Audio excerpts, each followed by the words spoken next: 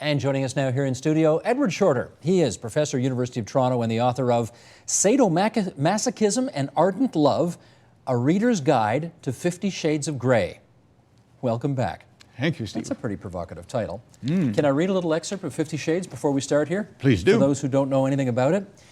Here we go, folks. Suddenly, he grabs me, tipping me across his lap. With one smooth movement, he angles his body so my torso is resting on the bed beside him. He throws his right leg over both mine and plants his left forearm on the small of my back, holding me down so I cannot move. He places his hand on my naked behind, softly fondling me, stroking around and around with his flat palm.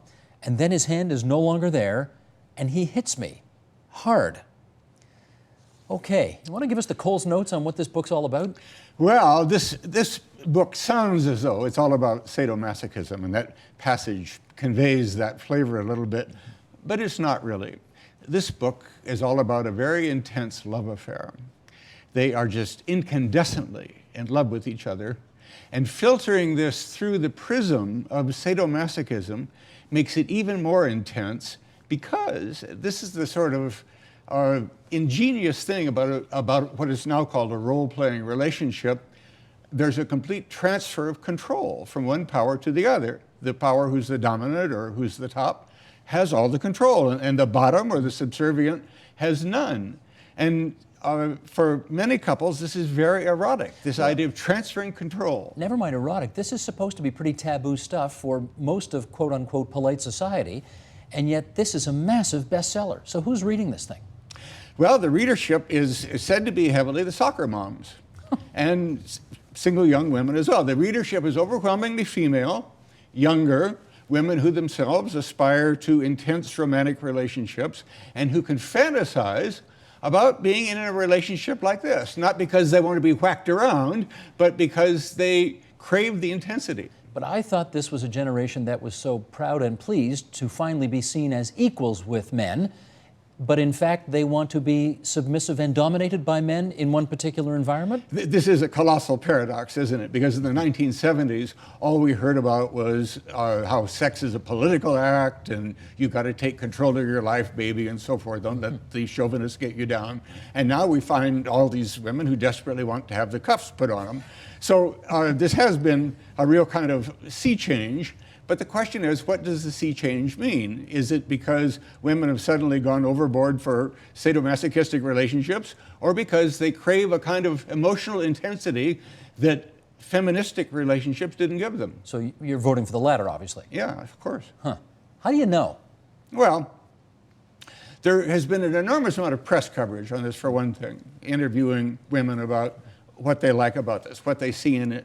None of them particularly want to be paddled or handcuffed. That might happen in the bargain, but that's not what they want.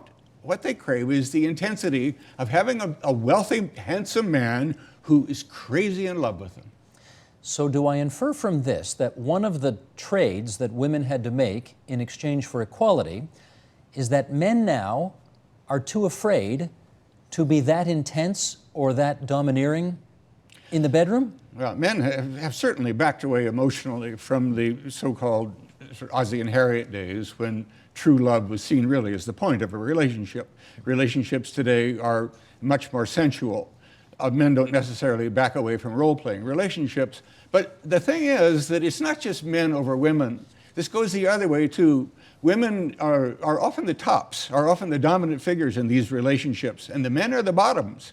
And the thing is about both men and women is that they crave the submissive role. Submissive roles are very much in demand for both sexes.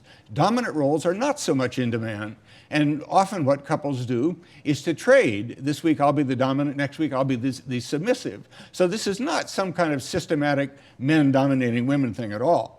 Now, your background is professor of history of psychology, that kind of thing, yes?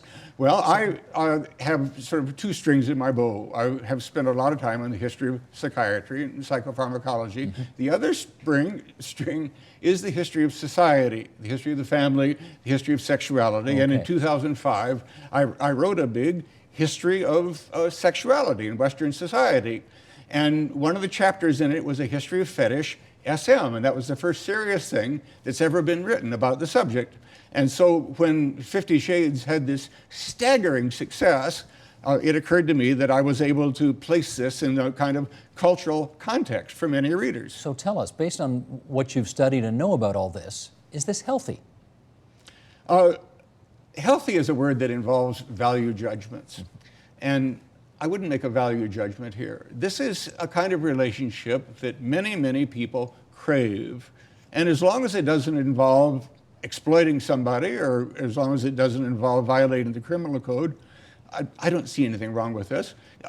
Many people who are in the role-playing scene might turn the tables and say that about vanilla sex. Is vanilla sex healthy? Man on top, woman in the bottom, missionary position. We know that a lot of people out there want to do the role-playing stuff. What you are doing is not healthy because you're very repressed about what you're doing. Is this this book, 50 Shades, is this a big departure from the kind of reading which might have appealed to women in the past? Yes, it is a big departure in one sense. In another sense, it fits directly in with the Gothic novels, the bodice rippers that Harlequin Press publishes all the time. And this is really just another installment in that kind of sex. It's an enormous departure, though, in the kind of sex. There's never been a Harlequin romance type book that was about a fetishistic, sadomasochistic relationship. Or this explicit either, I guess. This is pretty explicit, but it's not pornography. A lot is left to the imagination, let's say. So it's not as though one had a manual for exactly what happens in a role-playing relationship. Now, clearly, because of sales, we know women like this. Do men like this book as well? No, they don't. The uptake has been heavily female. Many men have said that they find it boring, in fact, and this doesn't correspond to their fantasies at all. There are lots of men who are turned on by sadomasochistic fantasies, but they get it from the internet. They download videos, and this makes a lot of women mad because these porn videos are artfully constructed to always feature a sort of buxom young woman who's just incredibly attractive and is hot to go. And women in the real world can't compete with this kind of image. And that's why they dislike this kind of pornography that men like to download. But women, in a sense, then have their own porn, which is 50 Shades. 50 Shades. So this in a sense gets back to my question about whether this is healthy, because this will probably just exacerbate the disconnect between men and women in terms of what they prefer, sexually speaking. Well, I don't agree with that analysis, no? Steve. I think it's very healthy because it lets them act out their fantasies, and I think that's always healthy.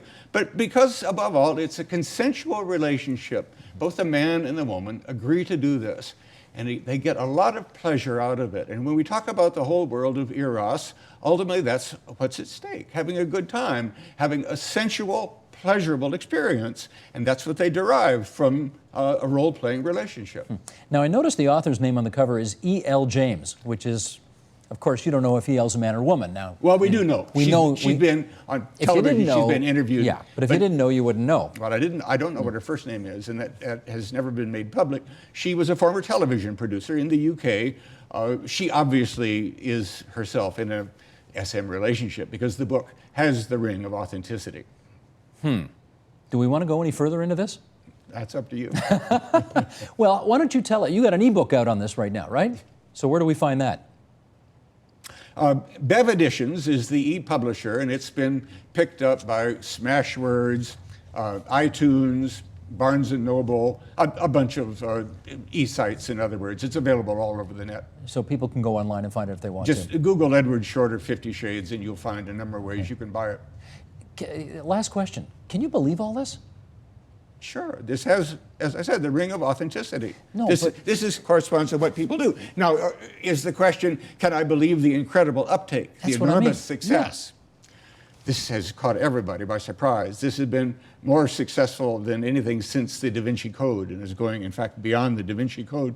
And so it's become a real cultural phenomenon. How do we explain modern Western society at the beginning of the 21st century going hog wild over sadomasochism? You got an answer for that?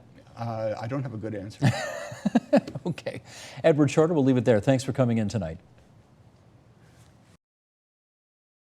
Support Ontario's public television. Donate at tvo.org.